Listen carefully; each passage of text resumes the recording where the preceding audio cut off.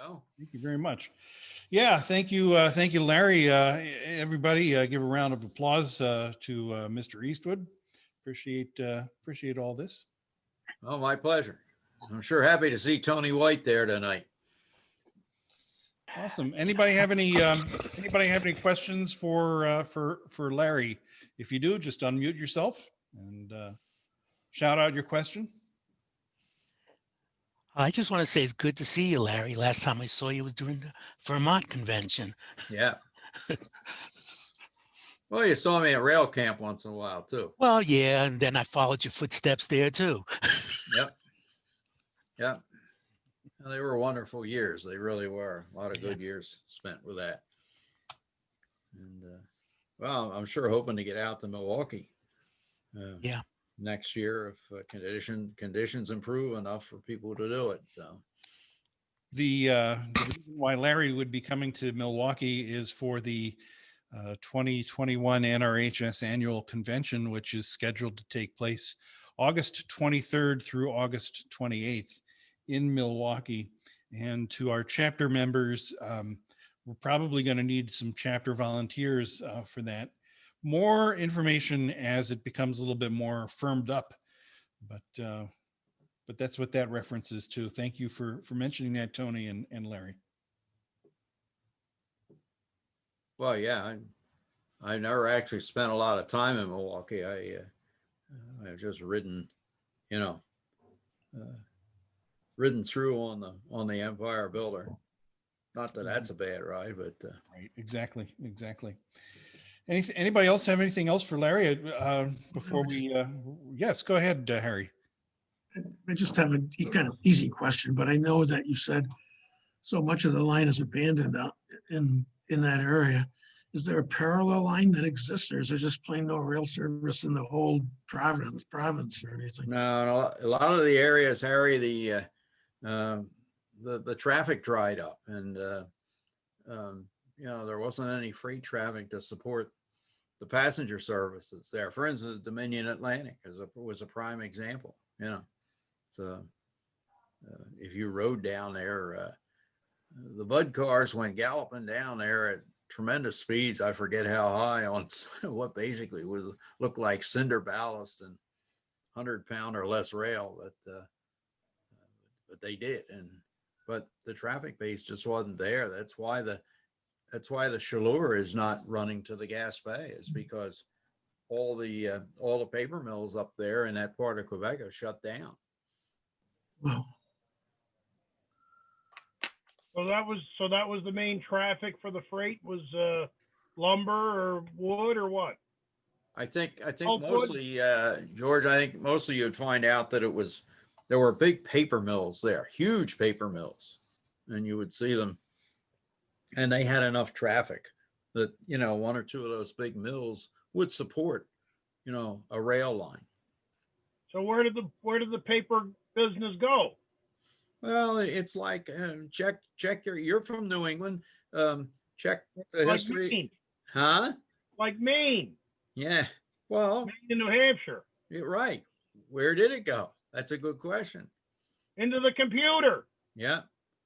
Yeah, you're right. That's probably a good answer to that, because, I rode some of those fan trips in early 1980s on the Bangor and Aroostook, and boy, they had a lot of business up there.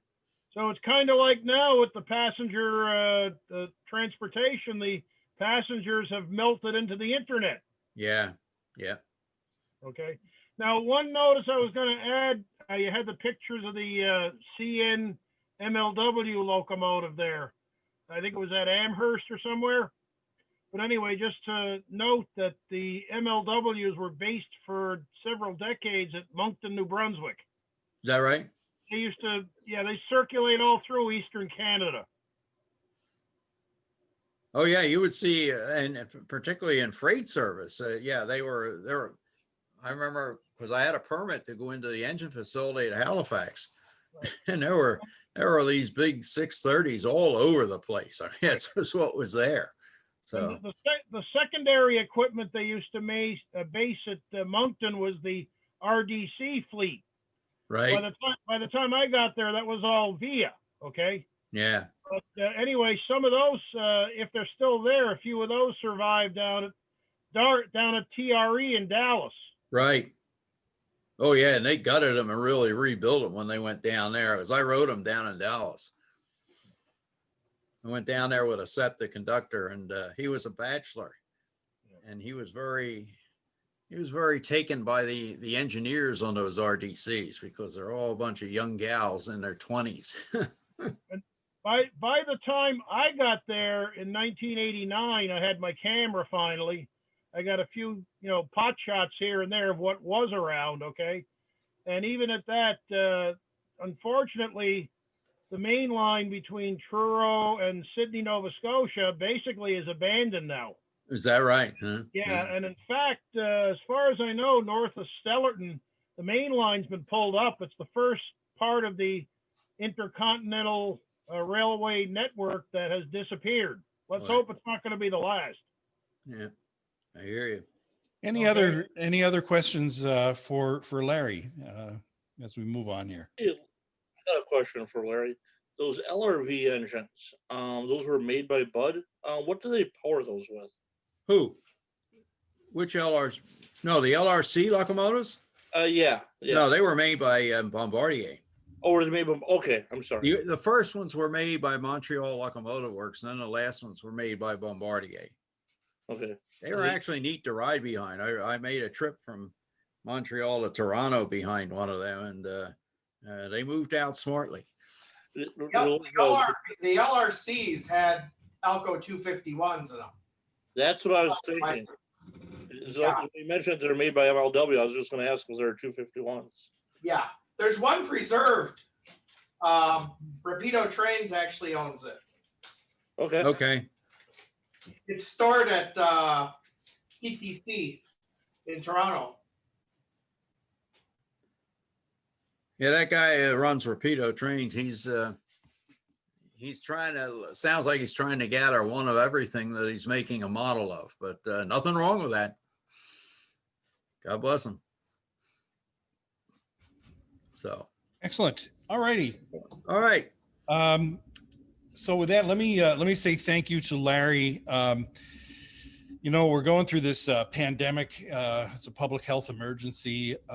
It's brutal, but we can't meet in person. We can meet virtually like this. It makes it a lot easier for Larry to come 750 miles to do a program for the Wisconsin chapter.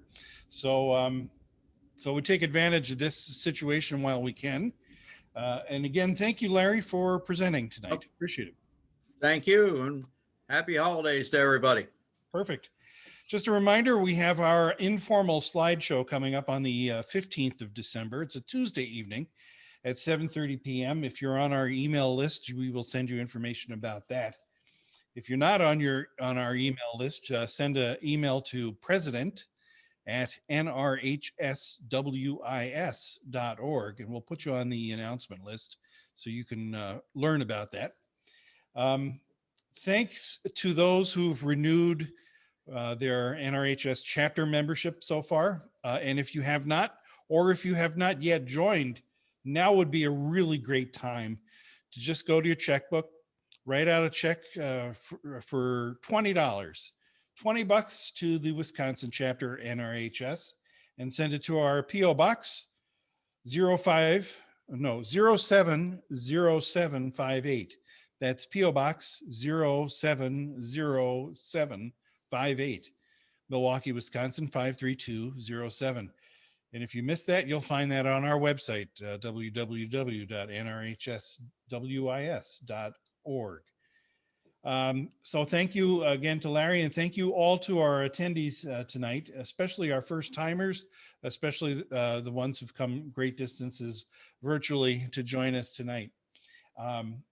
Tony White, thank you for your service to NRHS, and thank you for joining us tonight this evening as well.